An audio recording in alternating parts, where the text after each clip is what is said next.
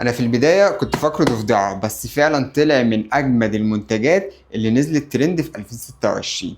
جهاز المساج ده، تعالى نعمل ريفيو سريع عنه ونشوف هو بيشتغل ازاي. بص يا سيدي، الجهاز بيجيلك بالشكل ده كده، بيتشحن تايب سي، بيكون في زرار الباور، بيبتدي ندوس عليه دوسة مطورة، بيبتدي يشتغل معاك. في طبعا سرعتين، دوس تك على الباور تاني يبتدي يتسرع معاك، والزرار التاني دوت اللي هو الإضاءة. الجهاز وزنه تقيل والبطارية بتاعته قوية جدا.